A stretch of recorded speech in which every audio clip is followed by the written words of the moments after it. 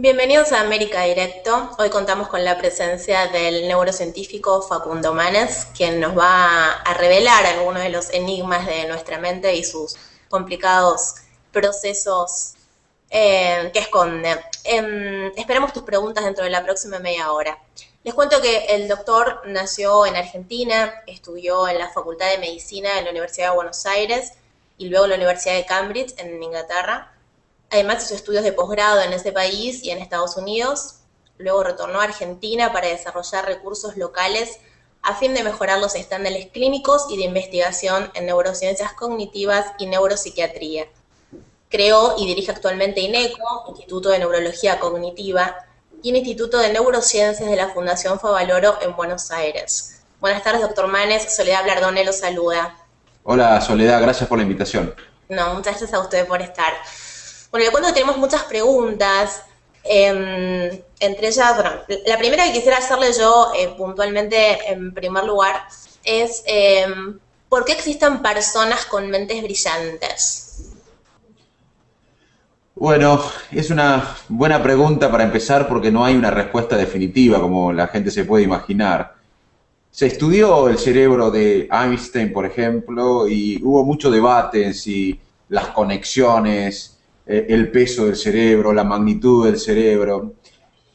Es difícil entre la especie definir por qué una mente es brillante en términos neurofisiológicos o anatómicos, pero se cree de que como especie, la especie humana es la más brillante de todas las especies por las conexiones dentro del cerebro y sobre todo por la parte frontal.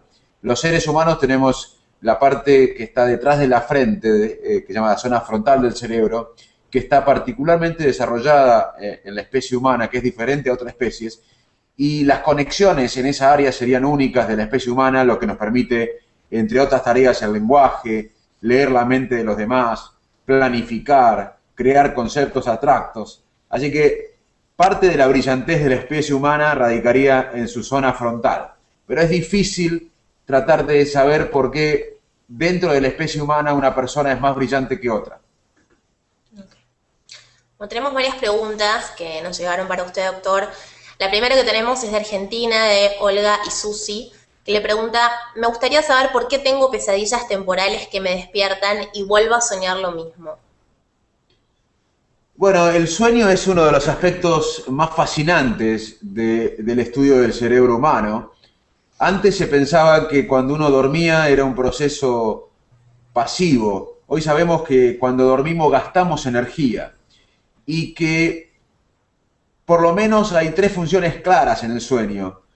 Debe haber muchas más, todavía no sabemos todas las funciones del sueño, pero algunas funciones que tiene el sueño es consolidar la memoria del día. La otra función es modular la respuesta inmune y otra función del sueño conocida es regular procesos hormonales o endocrinos. En cuanto a la memoria, sabemos que el sueño permite consolidar muchas de las memorias del día y actuaría consolidando muchas de las memorias del día. Y muchos de los sueños, de lo que nos acordamos de los sueños, se cree, la ciencia cree que son parte de este proceso de la consolidación de la memoria que ocurre cuando dormimos, de la memoria del día anterior o de días anteriores. Okay. Otra pregunta que tenemos es Gustavo Ballestero de Argentina, que le pregunta ¿por qué el uso de Internet atenta o afecta la memoria? Bueno, ese es un debate que ha comenzado actualmente, que es muy interesante, es cómo la nueva tecnología impacta en nuestro cerebro. Con esto quiero hacer varias consideraciones. Primero que el cerebro no va a cambiar su estructura por la tecnología, porque tampoco lo cambió cuando apareció la escritura o inclusive cuando apareció el lenguaje. Para que el cerebro anatómicamente sea diferente, tienen que pasar miles de años. O sea que no va a tener un impacto en la anatomía del cerebro.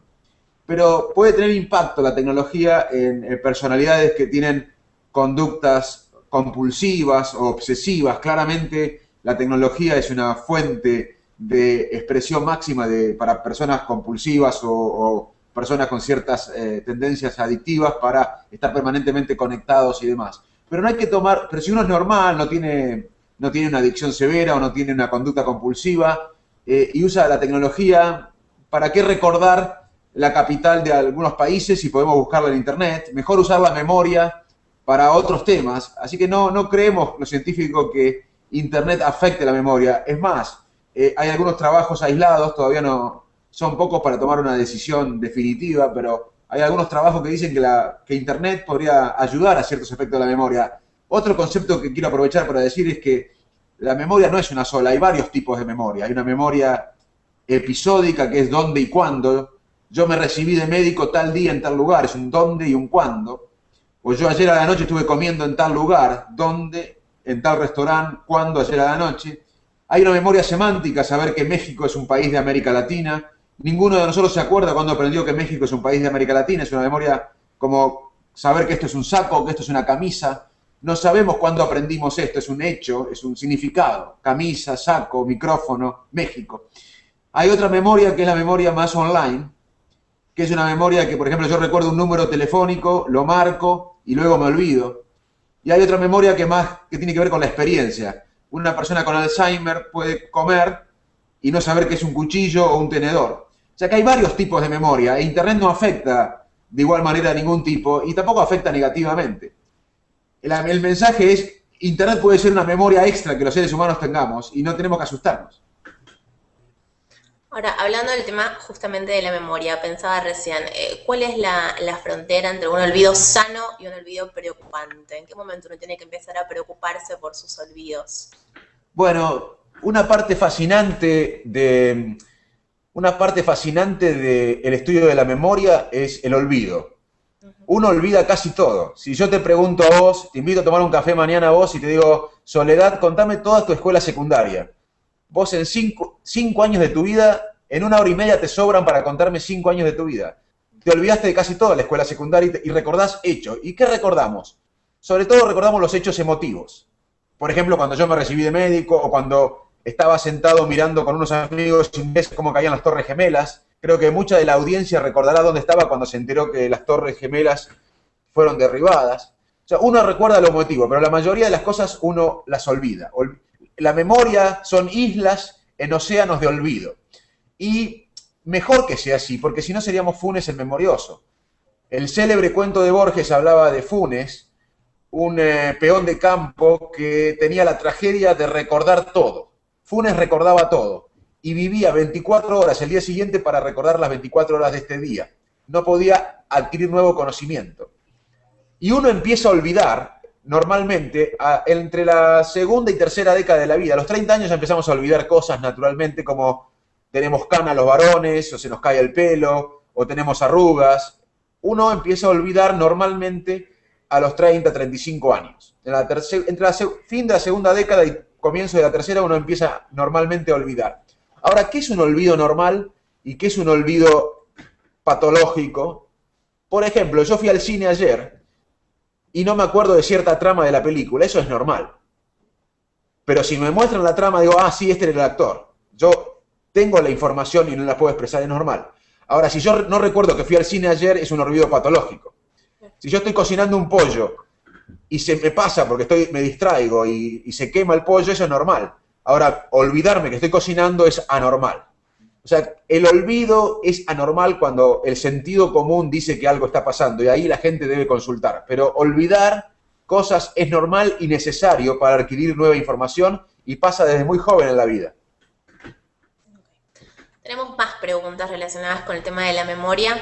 Daniel Pérez Rossi, de Argentina, dice, quisiera saber cuáles son los factores que disminuyen el rendimiento de nuestra memoria, especialmente a la hora de rendir un examen. ¿Son efectivos los medicamentos propuestos por la industria farmacéutica en el área de la memoria? No, para la gente normal los medicamentos no tienen ningún efecto. Lo que más importa es la atención y la mejor guía para aprender algo es la motivación. No vamos a aprender nada de lo cual no estemos motivados. La motivación es clave para... La motivación aumenta la atención y la atención es clave para aprender. Pero en personas normales que no tengan un déficit de atención o algún traumatismo de cráneo, medicamentos que refuercen la memoria no han mostrado un efecto para el estudio. Lo que lo que hay que hacer es tratar de motivarse o tratar de encontrar una motivación a lo que uno estudia, porque si no va a ser muy difícil recordar. Okay. Nicolás Rodríguez de Uruguay le pregunta, ¿cuál es la mejor técnica para estudiar y no olvidarse de nada? Bueno, es un poco la que dije, es tratar aunque sea aburrido algo, tratar, por ejemplo, yo me acuerdo una vez que estaba viviendo en Estados Unidos y tenía que estudiarme todas las leyes de tránsito americanas para sacar el carnet conductor americano, y para mí era aburridísimo, la verdad que yo estaba en el medio de unas investigaciones fascinantes para mí y no tenía ganas de estudiar. Entonces la motivación que encontré, porque era un pesado, era plomazo estudiar las leyes de tránsito americanas, yo estaba motivado porque eso me iba a dar un carnet de conductor que me permitiría manejar. O sea, busqué la vuelta para estar motivado y aprender. Siempre uno puede encontrar, aunque sea un texto que sea denso o pesado, uno puede encontrar cierta motivación para entenderlo y aprenderlo. Si no, va a ser muy difícil. ¿Hay ejercicios para la memoria? ¿Hay ejercicios que se puedan hacer para mejorar Sí, nuestra memoria? sí, sí. Hoy sabemos que hay ejercicios y hay desafíos intelectuales que protegen el cerebro. Por ejemplo, hay programas de 8 sesiones que han demostrado que en gente de 50, 60 años normal pueden proteger la mente. Pero además, para la gente que no puede hacer ese ejercicio porque no tiene en su zona un grupo que esté capacitado para hacer este entrenamiento de memoria, hay cosas que uno puede hacer que estimulen y que desafíen el intelecto. Por ejemplo, aprender un instrumento musical. Por ejemplo, estudiar un idioma nuevo. Pero tiene que ser algo que desafíe al cerebro. Por ejemplo, para mí hablar del cerebro no es un desafío porque generalmente siempre hablo. Para mí estudiar ruso sería un desafío hoy. O aprender violín. Tiene que ser algo que mi cerebro no conozca y que no esté acostumbrado así, se desafía. Pero quiero aclarar que siempre cuando hablo de esto, hago hincapié de que además de entrenar el cerebro con algo estimulante para el cerebro, es importante cuidar la tensión arterial, cuidar el colesterol, no tener sobrepeso, hacer ejercicio físico, comer frutas y verduras y pescado. O sea, si uno tiene todos los factores de riesgo vasculares, pero hace ejercicios de mentales, no va a ser tan efectivo como algo integral. Uno tiene que empezar a cuidar el cerebro en la cuarta década de la vida para llegar bien a los 60, 70 años. Igual siempre es bueno empezar, pero hay que empezarlo no solo con ejercicios intelectuales o con desafíos, sino también cuidando su cuerpo, las arterias, eso es clave, la glucosa en sangre, la glucemia. Hay que hacer un cuidado integral para proteger la mente, pero hoy sabemos que cuidando todos esos factores, los factores de riesgo vascular que llamamos los médicos, más el desafío intelectual y tener vida social. La gente aislada se muere antes, la gente que está aislada socialmente se muere antes. Tener contacto social es muy importante, además de tener el desafío intelectual. Así que hay muchas cosas para proteger el cerebro hoy, pero hay que hacerlas como un programa integral. No se puede hacer una sola y dejar el resto sin hacer. Okay. Tenemos una pregunta desde Suecia, Alicia Carsolio. Le pregunta, ¿puede la continua exposición ante la computadora afectar el desarrollo del aprendizaje y del habla a un niño de 1 a 3 años? No hay muchos estudios que hayan evaluado esto en una población de 1 a 3 años que yo conozca, que sean definitivos, pero claramente la exposición excesiva de la computadora en esa edad no es aconsejable. Okay. Iván Gareca, de Argentina, nos pregunta, ¿tener una buena memoria es ser más inteligente?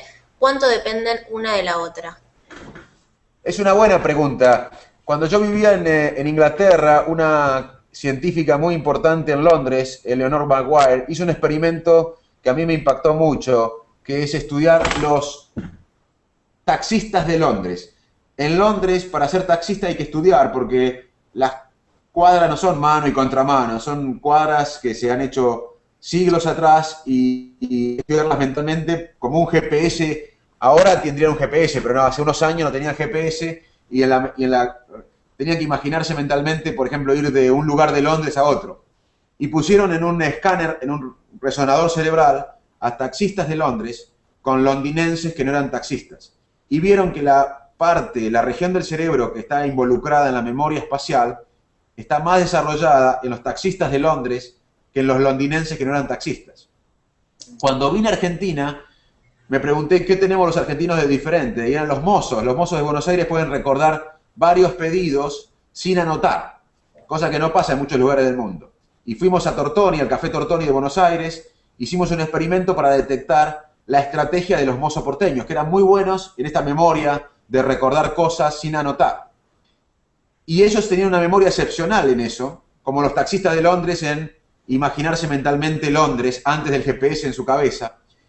Pero lo que se ha visto es que eso no implica que esta gente sea experta y muy buena en algo cognitivamente, no implica que ese efecto se generalice en otras actividades intelectuales o tareas intelectuales. O sea, la respuesta en síntesis es no. Que uno teniendo buena memoria no quiere decir que uno sea más inteligente o que tenga otras habilidades intelectuales más desarrolladas. Okay. Tenemos otra pregunta, esta vez desde Colombia. Dina Morales Ayús le pregunta, ¿estamos cerca de poder manipular la memoria farmacológicamente?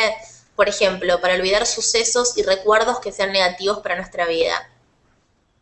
Sí, de hecho hay experimentos que muestran en animales que la memoria tiene una etapa de adquisición, otra de consolidación, otra de evocación, y hay experimentos en animales bastante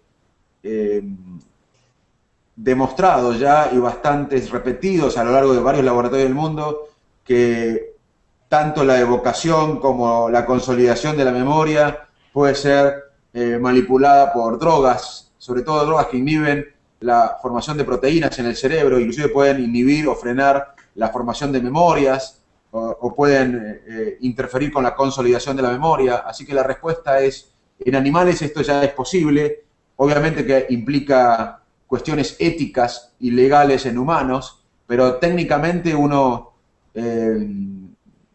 podría decir que es posible manipular la memoria humana o ciertos aspectos de la memoria humana con farmacología.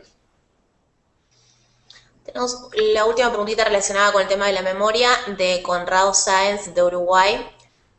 Pregunta, ¿es negativo que a veces hablando me olvide de algo y después de un corto lapso me acuerde completamente lo que quería decir? Sí, es normal. Uno a veces está hablando y pierde un poco el foco de la concentración hasta que aparece nuevamente. Es una característica normal, igual que a veces no acordarse el nombre de una persona o el nombre de un familiar. Es normal. La verdad que no es para preocuparse nada de lo que comenta el amigo de Uruguay. Okay. Tenemos otra pregunta, esta vez desde Costa Rica, de Luis Rojas. ¿Por qué en algunas ocasiones sueño con lugares que nunca he visitado y días o meses, por casualidad, llego a estos lugares y puedo recordar hasta los detalles más pequeños? ¿Es acaso una condición de la mente? Es difícil contestar esa pregunta porque habría que investigar mejor qué le pasa a esta persona, pero la verdad que no me animaría a dar una respuesta basada en la ciencia de una experiencia personal. Okay. Alfredo Daniel de Paraguay dice, siempre fui un muy buen alumno en la escuela, pero a partir de la universidad veo que los que supuestamente eran burros terminaban antes las carreras. Ahora en la vida profesional y laboral como programador, siento que cada vez pienso más lento y me cuesta resolver problemas sencillos. Quería saber cuáles podrían ser las causas y las soluciones si es que las hay. Ese es un buen punto. Una vez se recuerda que en la secundaria el abanderado quizás no tuvo gran impacto más allá de su casa y que alguien que estaba en el medio cambió una región, lideró algún aspecto de la vida tanto social o laboral. Y eso tiene que ver con la inteligencia. La inteligencia no es solamente la parte de números o aritmética o analítica. Hay una inteligencia emocional, una inteligencia social. Y la gente que tiene inteligencia emocional e inteligencia social generalmente tiene más éxito en posiciones de liderazgo que la gente con inteligencia analítica, pero no tanta inteligencia social o emocional. Así que esa pregunta me remite a hablar un poco de la inteligencia. La inteligencia, primero que la ciencia no puede medir toda la inteligencia, puede medir algunos aspectos de la inteligencia, aspectos más analíticos, pero eso no es solamente la inteligencia. La inteligencia tiene que ver con el humor, con la ironía, con leer la mente del otro, o aspectos emocionales que hoy no tenemos la herramienta los científicos para medirla. Y justamente esas inteligencias más emocionales o sociales son las que impactarían más en éxito del liderazgo en la vida.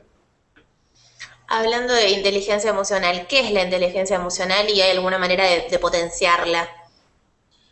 Bueno, la inteligencia emocional y la inteligencia social están bastante relacionadas. Por ejemplo, quiero contar un experimento al revés.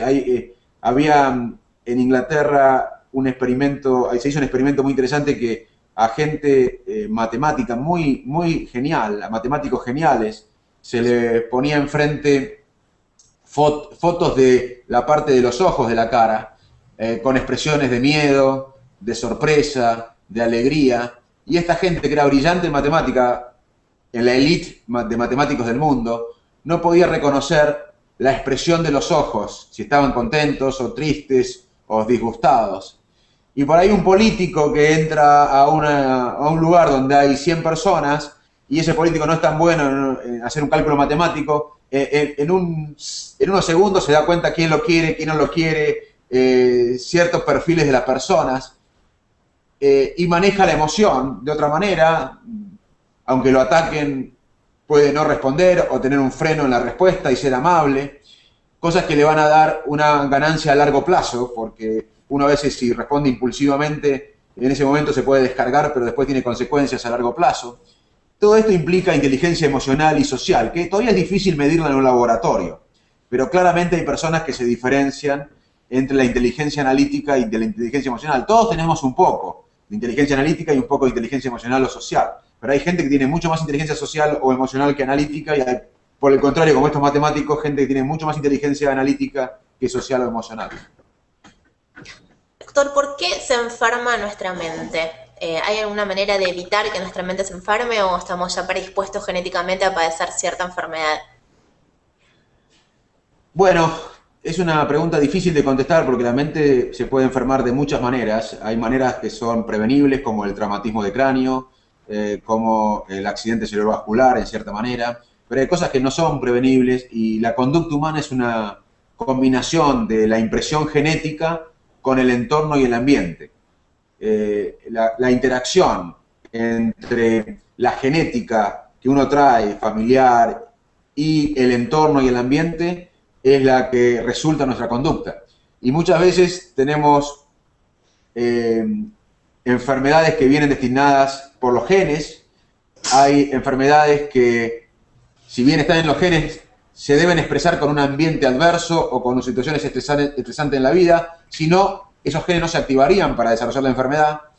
Y hay enfermedades que aparecen tarde en la vida por envejecimiento. Así que la manera de que se deteriora la mente es diversa y es difícil resumirla en una pregunta, pero tiene que ver con la interacción de genes, ambiente, estresores, entorno y con la vejez de la mente también. Okay. Tenemos más preguntas, doctor.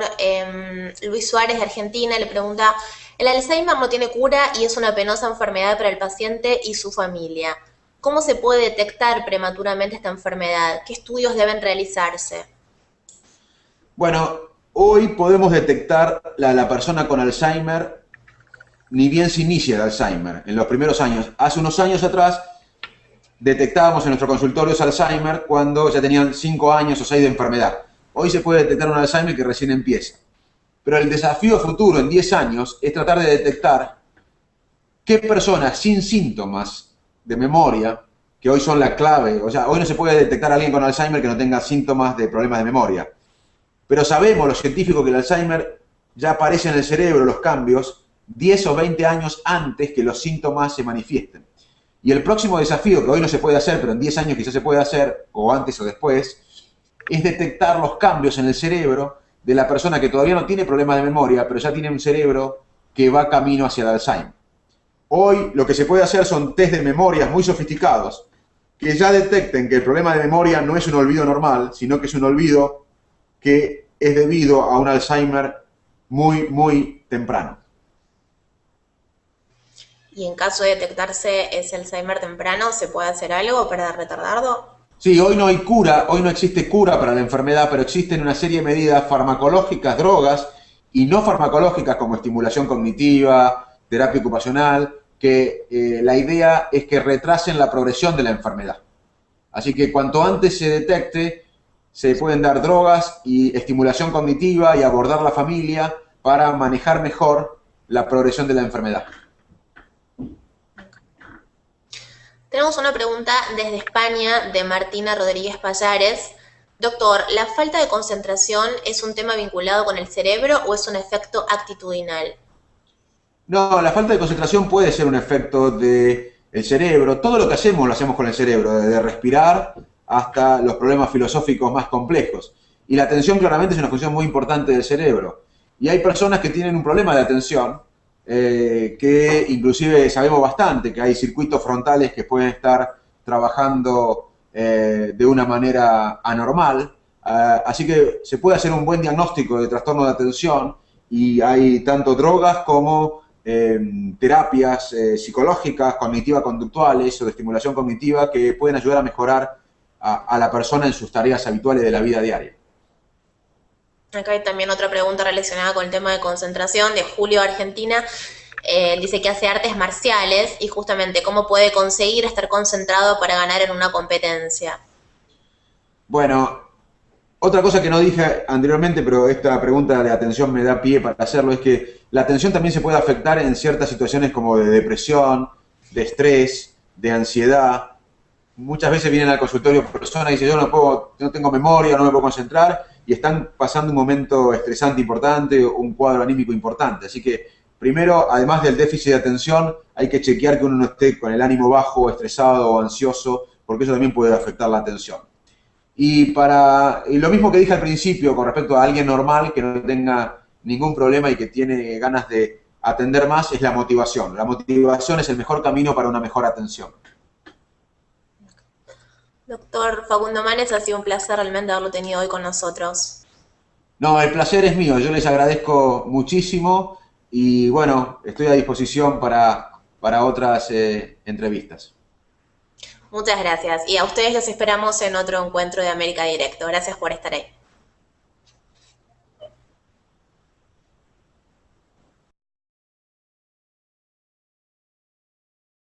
Todas las funciones del sueño, pero algunas funciones que tiene el sueño es consolidar la memoria del día, la otra función es modular la respuesta inmune y otra función del sueño conocida es regular procesos hormonales o endocrinos. En cuanto a la memoria, sabemos que el sueño permite consolidar muchas de las memorias del día y actuaría consolidando muchas de las memorias del día. Y muchos de los sueños, de lo que nos acordamos de los sueños, la ciencia cree que son parte de este proceso de la consolidación de la memoria que ocurre cuando dormimos, de la memoria del día anterior o de días anteriores. Okay. Otra pregunta que tenemos es Gustavo Ballestero de Argentina, que le pregunta ¿por qué el uso de Internet atenta o afecta la memoria? Bueno, ese es un debate que ha comenzado actualmente, que es muy interesante, es como la nueva tecnología, conexiones en esa área serían únicas de la especie humana, lo que nos permite, entre otras tareas, el lenguaje, leer la mente de los demás, planificar, crear conceptos abstractos. Así que parte de la brillantez de la especie humana radicaría en su zona frontal. Pero es difícil tratar de saber por qué dentro de la especie humana una persona es más brillante que otra. Bueno, tenemos varias preguntas que nos llegaron para usted, doctor. La primera que tenemos es de Argentina, de Olga y Susi, que le pregunta, me gustaría saber por qué tengo pesadillas temporales que me despiertan y vuelvo a soñar lo mismo. Bueno, el sueño es uno de los aspectos más fascinantes del estudio del cerebro humano. Antes se pensaba que cuando uno dormía era un proceso pasivo. Hoy sabemos que cuando dormimos gastamos energía y que por lo menos hay 3 funciones claras en el sueño. Debe haber muchas más, todavía no sabemos. Entre ellas, bueno, la primera que quisiera hacerle yo puntualmente en primer lugar es ¿por qué existen personas con mentes brillantes? Bueno, es una buena pregunta para empezar porque no hay una respuesta definitiva como la gente se puede imaginar. Se estudió el cerebro de Einstein, por ejemplo, y hubo mucho debate en si las conexiones, el peso del cerebro, la magnitud del cerebro. Es difícil entre la especie definir por qué una mente es brillante en términos neurofisiológicos o anatómicos, pero se cree de que como especie, la especie humana es la más brillante de todas las especies por las conexiones dentro del cerebro y sobre todo por la parte frontal. Los seres humanos tenemos la parte que está detrás de la frente, que se llama la zona frontal del cerebro, que está particularmente desarrollada en la especie humana, que es diferente a otras especies, y la impacta en nuestro cerebro. Con esto quiero hacer varias consideraciones. Primero que el cerebro no va a cambiar su estructura por la tecnología, porque tampoco lo cambió cuando apareció la escritura o inclusive cuando apareció el lenguaje. Para que el cerebro anatómicamente sea diferente, tienen que pasar miles de años.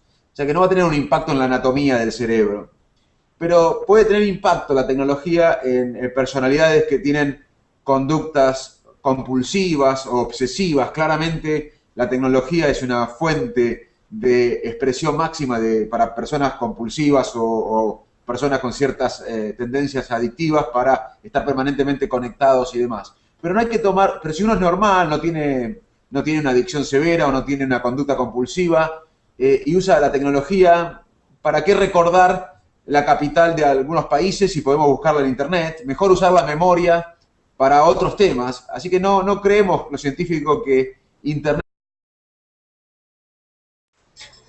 Bienvenidos a América Directo. Hoy contamos con la presencia del neurocientífico Facundo Manes, quien nos va a revelar algunos de los enigmas de nuestra mente y sus complicados procesos que esconde.